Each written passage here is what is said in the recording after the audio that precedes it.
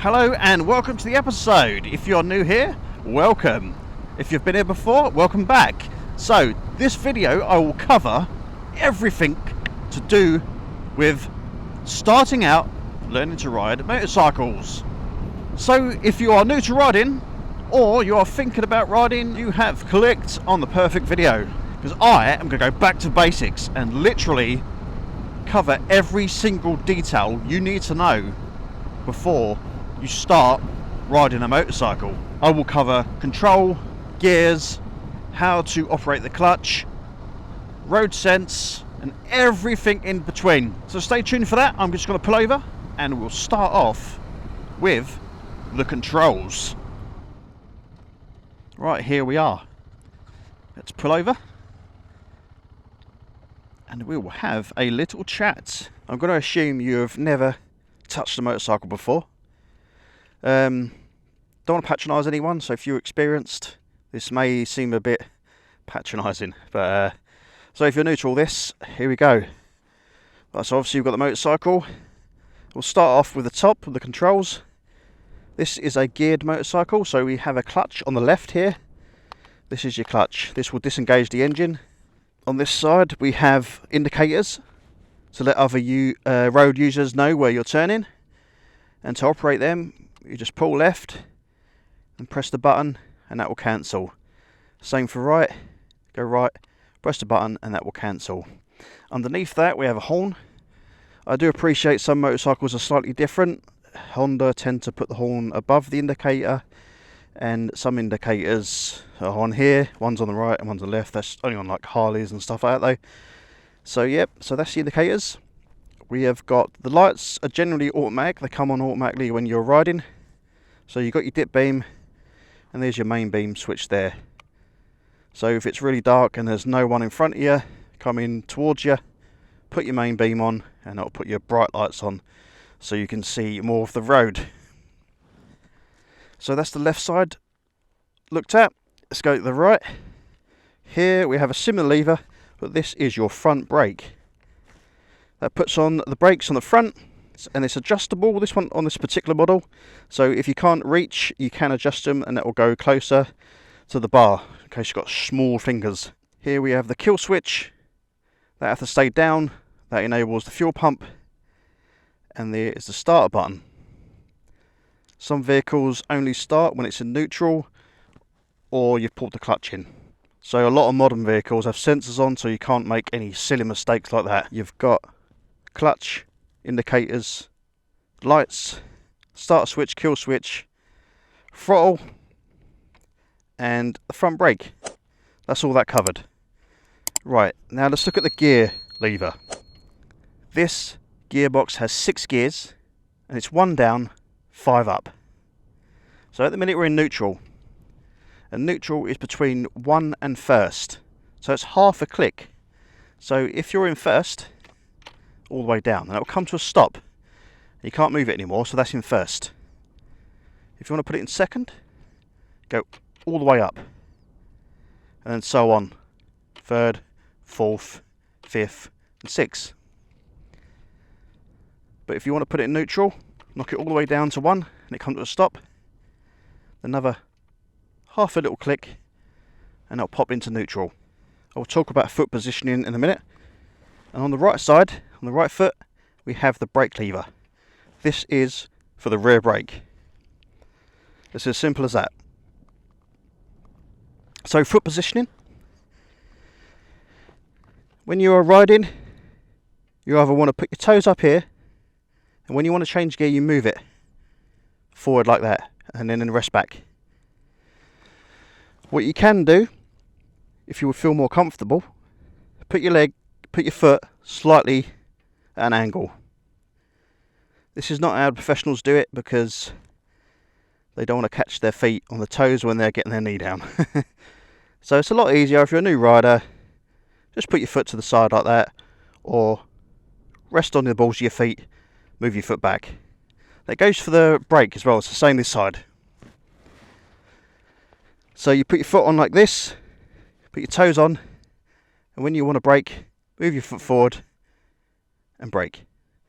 You can also tilt it to the right if you like. if you feel that's comfortable. The most important thing is, as long as you're not resting on that, as long as you're not hovering your foot above the brake all the time. It's good to get in a habit of moving your foot out of the way and then putting it there when you need it. Right, so that's covered. Right, so you always get on the bike from the left, because that's where it tilts.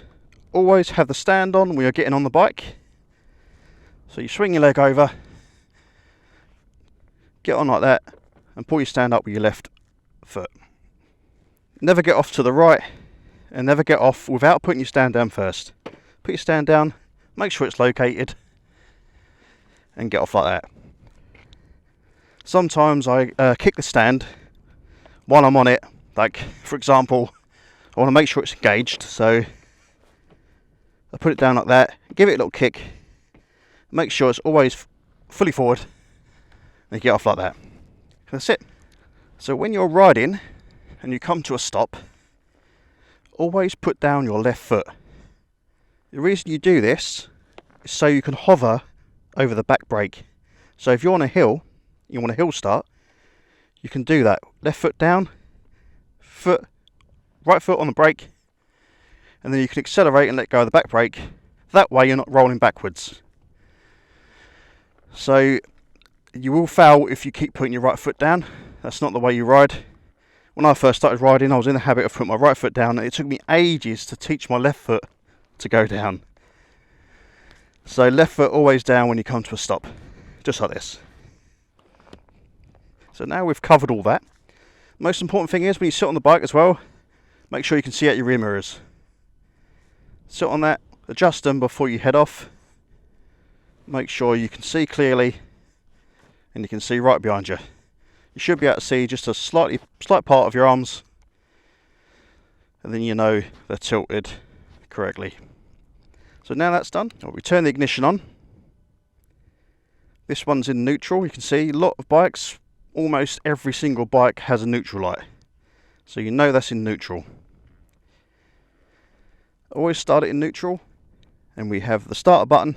I always pull the clutch in just in case. It's just habit, because I used to own a Suzuki and a Triumph, and in order to start them correctly they have a sensor on the clutch and you have to pull it in to start it. So we'll start that. You only press the button for a few seconds until the engine is running. You can see the rev counter moving up, and then you let go of the switch. So you hold it for a few seconds until it started. It's not a one-touch thing. You do have to hold it. So I'm going to start off with clutch control. If you've never ever rode a geared bike, don't fear. It's always best to learn how to ride a geared one, because if you do get on an automatic, you will ride it with ease. And it does restrict yourself if you don't get used to gears, because there's not many automatic bikes out there. So if you want to learn clutch control, you can do this anywhere. You can do this in your garden, your garage, on a car park. You put it in gear, and all we're doing is letting the clutch out slowly until you feel the bike move forward, and then pull the clutch back in. It's teaching your brain where the engine is engaging and moving forward. So you can just practice. I'm not touching the throttle, just move forward like that, and then come to a stop. Because this gives you an example of how it works, right? So you've got the engine and it's rotating here, and this is the clutch. This is the rear wheel. So this is the rear wheel and this is the engine's rotating. So this is the clutch in, and when you let go of the clutch, it gets closer and closer to the rear wheel, and then it moves the rear wheel like that. So this movement here is this movement here.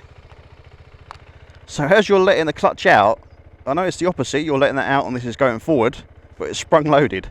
So it's going close like that and engaging with the rear wheel. So you need to get that slip. It needs to slip a little bit. It's a wet clutch and it's used to slipping. So once it starts slipping, that'll pull you forward.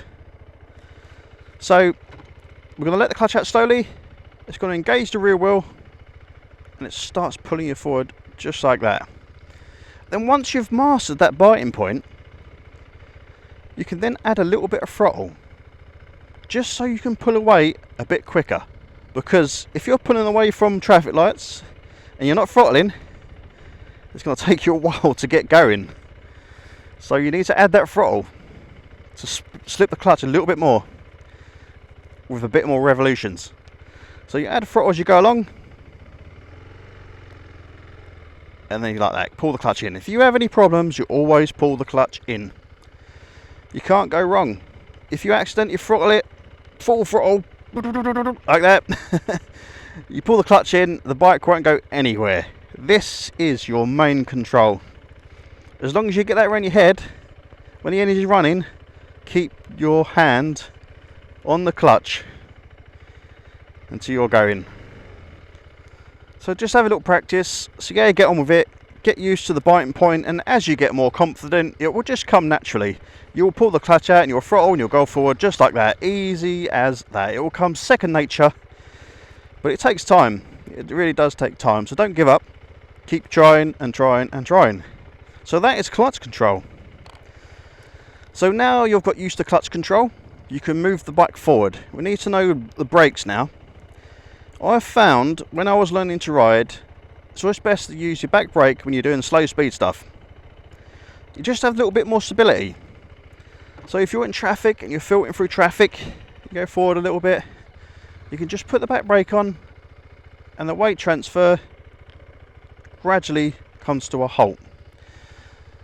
If you're using the front brake, it's very easy to pull it a little bit too hard and you'll be unstable when you're stopping. And you can dip down like that. Just start off with your back brake. So back brake first and then gradually pull in the front brake. Just get your head around that. Do it in that order. Back brake first and pull your front brake in. As and when. Just be very smooth with your controls. Don't pull the brake too hard. Don't throttle too hard. Just give small inputs. Because when you give too much excessive input, that will translate that to the wheels and it'll be excessive on the wheels and it could cause the wheels to slip. Just be smooth, nice and smooth, and take it one step at a time. Don't look at the bigger picture, it's one small steps at a time. Right, I just want to quickly have a little chat about maintenance as well, because I think that is so important and I don't think they stress that enough when you're learning to ride. The most important thing is tyre pressures and your chain. A lot of things you have lights for, oil light, stuff like that, but the most important thing, obviously check your oil and stuff like that, but every ride check your tyre pressures and check your chain. Chains should be adjusted every 500 miles approximately. It's just a simple thing. Look at your manual. Sometimes it's on the rear swing arm, there's a sticker, tells you what measurements you need to get your chain slack and your tyre pressures. But before you head out, even if it's something like this, a little kick of the chain. If it's slapping around, you know it's too loose and you need attention. Do not go out for a ride. Adjust your chain, just kick it underneath, you'll be slapping around. I know it sounds silly, but that is a simple way you're going to check it without causing too much inconvenience. Same for the tyre pressures. Just get your fingers and your thumb, push in as hard as you can. If it's solid, you know you're not going to be dangerously low on pressure. Same for the rear. Push it in as hard as you can. That's solid. That doesn't need attention. If it was to the point where it's dangerous, you would pick that up when you're pushing it with your thumbs. Simple thing like that, easy as that. Before you ride, do this. Yep, solid. Same for the rear. Yep, solid. Chain. Not too slack. Little bit of movement. Don't get any simpler than that. I'd rather say that than do nothing at all. If I tell you to get your tools out, get your tape measure out, get your tyre pressure gauge out every run, you ain't going to do it. So if I just tell you the basics, simple as that, every ride, you're not going to overlook it. Obviously once a month or whatever, do more intensive checks, actually get a tyre pressure gauge on there and get a tape measure on your chain. So we've covered that. Let's go for a little ride, shall we? And I'm going to teach you what gears to be in. And then after that, we'll talk about coming to a stop on a roundabout, what gears to be in when you're coming down. And then we'll talk about hazards on the road and positioning, and then bike gear. So let's get on the road and we'll have a little chat about gear changes. Right, so we're in first gear, clutch is in. I hit the kill switch. Don't do that. I've noticed with this KTM 390 it's very easy to hit that switch. Right, so we're in the road, we're ready to pull away. We're in first gear, clutch is in. We're going to engage, and then we're going to get up to 10 mile an hour. 10 mile an hour, pull the clutch in, let go of the throttle, pull up on the gear lever and put it in second. So there's a sequence. As you're changing gear, you're going along the road, you're in first, you're doing 10 mile an hour, you want to get it in second. So what you do, you let off the throttle, so the throttle is closed, pull the clutch in, pull up on the gear lever, let go of the clutch, and then increase the throttle. That sounds like a lot, but that will come naturally as you go along. So you're riding along, first thing, throttle off, clutch in, gear up, clutch out, throttle on. So we can now learn how to get it into second. I'm going to go along the road now and show you what happens when we're going to third, fourth and fifth and what speed is appropriate. So now 10, put it in the second, get to 20, put it into third. Between 20 and 30 we stay in third, and then if the road is flat and you're still just doing 30, you can put it in fourth and then fifth and still cruise along at 30. Absolutely fine. If there's a hill, then I will knock down gears. But do not put it in second if you're going 30. If you think of it like this, first gear is 10 mile an hour, number 1, 0. Second gear, 20 mile an hour, 2, 0. Third gear, 30 mile an hour, 3, 0. And that applies for when you're going down the gears. So you don't clutch in and go all the way down, you work it with your speed. So technically, if you're doing 50, you will knock it down to fourth when you hit 40, knock it down to third when you hit 30. You can't go wrong if you start with that base and just sort of cruise in third and fourth. If you've got a technical part of the road, like I've got a few bends, so I'm not going to bother putting it in fifth or sixth. I will sort of hang around in fourth and third, because if I need to go faster or there's a hill, I can knock it down quickly, or I can knock it up quickly. Sit in the middle with it. Now it's a flat gradient, dead straight, I'll knock it into fifth, and then I will knock it into sixth, and then I'm cruising along now. There's no bends, sharp bends, and as you come to a bend, knock down the gears,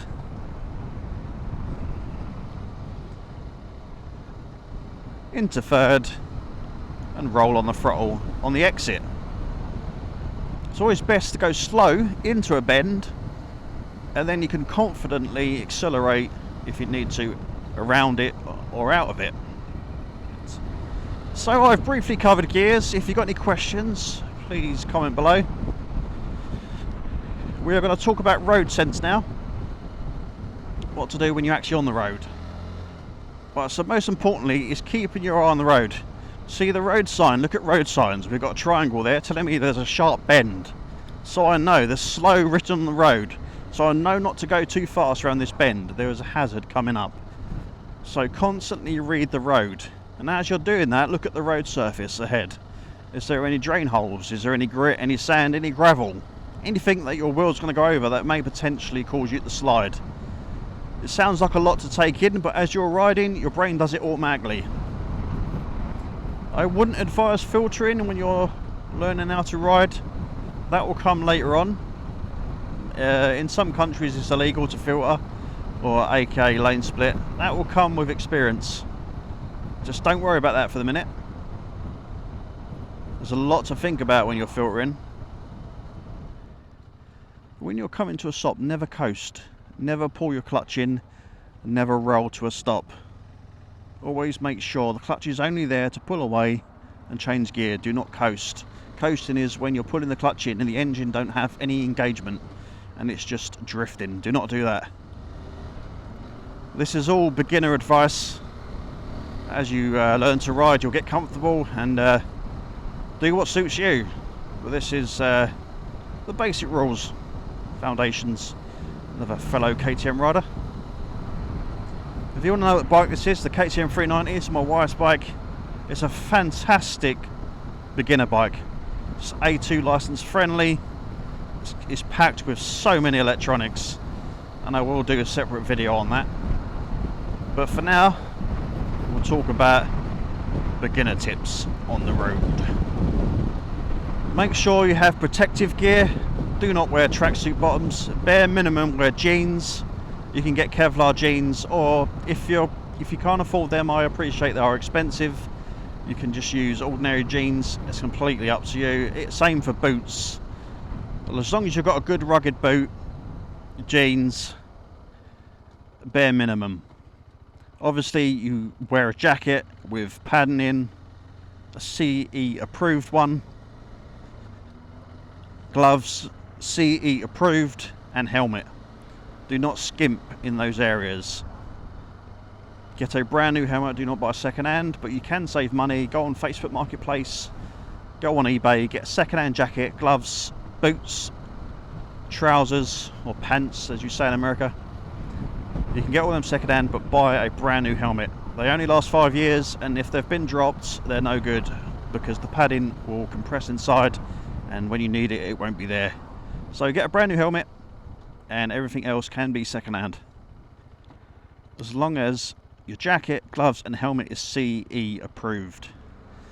Obviously I'm trying to be reasonable, and I encourage new riders to get out there, and I don't want to put them off by saying you need to spend thousands and thousands on this. Even crash helmets, you don't have to spend 600 quid on one. Scorpion do fantastic helmets, LS2 do fantastic budget helmets. They all pass safety tests, so it doesn't really matter. You're paying for comfort, lightweight, a name, lightweight materials and stuff like that.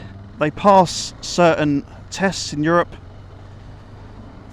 So just because you're buying a cheap helmet doesn't mean you are sacrificing safety. I would say £150 at least you want to spend on a helmet, not 600, 500, 700. That's just ridiculous. So when you're in traffic, I'll give you a little advice when you're pulling away. If you give enough room, say the car in front is moving, give enough room for the car to move a whole length of a car. So that'll give you room to pull away. Like, see, there's a lot of room now. I can pull away, use my clutch, put my feet up, get nice and straight. So don't sit right up behind traffic in front. Leave a little gap before you pull away. That'll give you more time to get stable, get your pegs up, get your feet on the pegs, and just rub the back brake as you're going slowly. I've got a filter now, so I indicate, check my shoulder, we'll go to the front. I wouldn't advise doing this as a new rider, but this bike is getting hot, I'm getting hot, and there's a lot of traffic, so we're going to whiz through. Obviously a lot of people at this point would have had some training, so obviously don't forget about your shoulder checks and all that. I'm just adding in little information that you might not sometimes pick up on a lesson, and just using my general experience really has helped me out. So if I haven't mentioned anything, it's probably because I assume you already know it at this point. But feel free, if you have any more advice and tips, comment below. Help others. So I love doing these videos. I've got plenty of videos on the A2 bikes, beginner bikes, CB125F. I've got a review on that one. I encourage new riders. I love it. I love the biker community. Get out there. Right, so I want to demonstrate how to turn over the opposite side of the road. So I've got cross oncoming traffic here. So I'm going to stop just before where I need to go. So that gives me enough room to move the motorcycle forward and then tip in. Don't stop too close to the turning. So check that shoulder and we'll tip in like that. See, I gave myself enough room. I kind of stopped before the junction, you see. That gives you enough time to go forward and then turn in. When I first started riding, I was in the habit of going too far forward, and then I was sort of like goosenecking as I came in.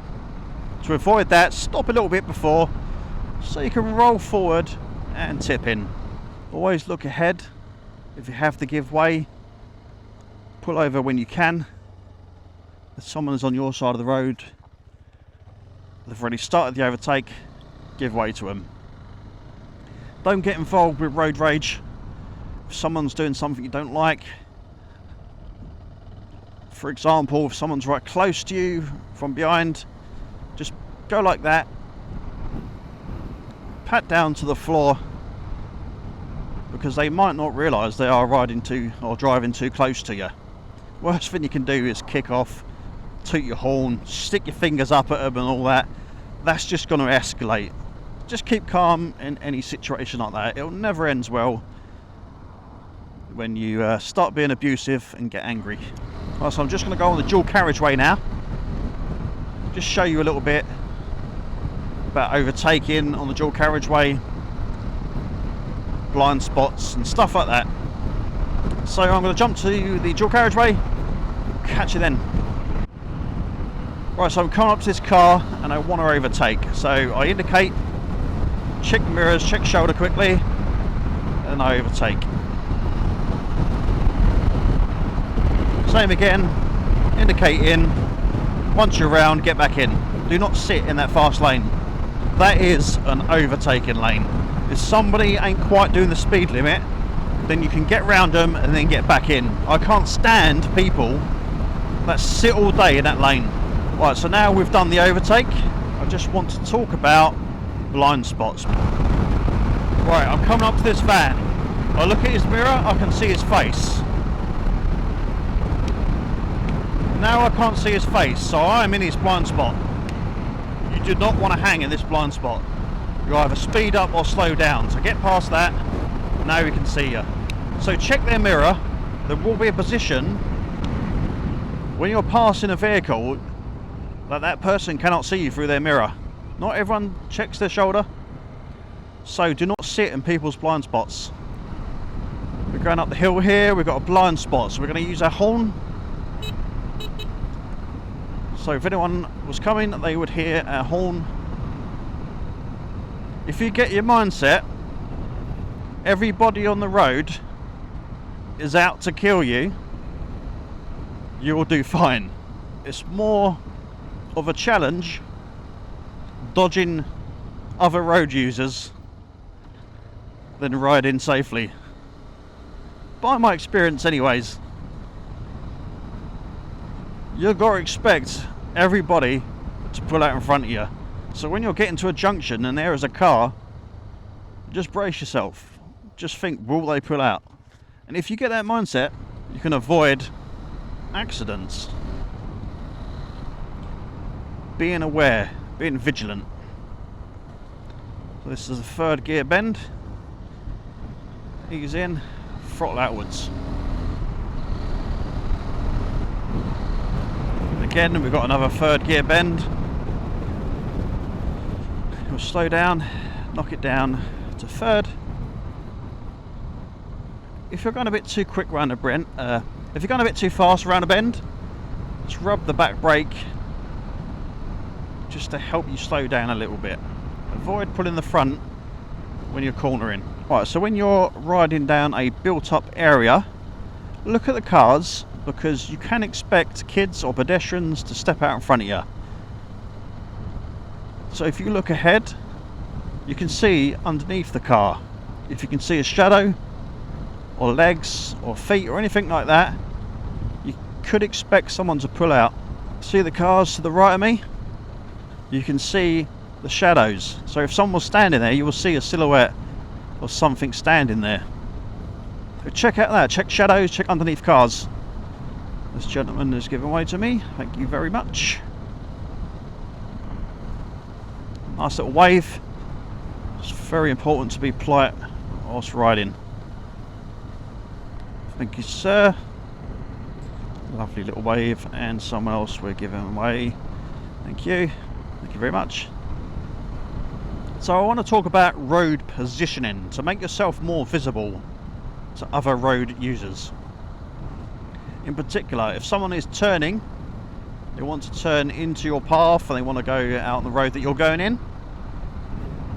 For example, on my left, if someone was coming out of that turning, there's a tree there, so I will position myself closely to the white line so they can see me better, making yourself more visible, and then move back in again. Also, if they are sitting at the junction, you don't know if they've seen you or not, try making eye contact. If you've made eye contact with them, you've got half a chance, you know that they've seen you. I like to wear a white crash helmet because I think that stands out. Put reflective strips on your bike, on your clothes, to make yourself a little bit more visible. I tend to pick bikes that are bright in colour, aka KTM orange. Be bright, and then you have more presence on the road. Like, I'm going to move over now just so this Fiesta, this black car, can see me sooner. Seen me, made eye contact, so I'm going to move back to the middle. I tend to ride in the middle of the road. Be dominant, don't ride too close to the curb, even if you're on a scooter. As long as you're taking the speed limit, you're reaching that speed limit, there's no reason why you should move out of the way. You're just encouraging people to dangerously overtake you. And if you see a speed limit, like national speed limit, it's on a country lane, quite a narrow lane, that is not a target. You don't have to go that speed. If you don't feel comfortable doing that speed, don't do it. Speed signs are not always a target. As long as you're not going ridiculously slow, just use your common sense, really. Right, I'm going to give this lorry a lot of room. Big vehicle, I want to go right. I'm going to go up the inside, but I don't want him to squash me.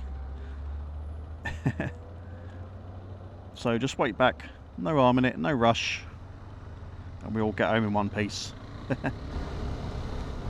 what's happened here then? What are we doing here? You all right there, mate? So I'm not in his blind spot, I can see his head in the mirror, so then I can assume he can see me. Right, I'm going to head home now.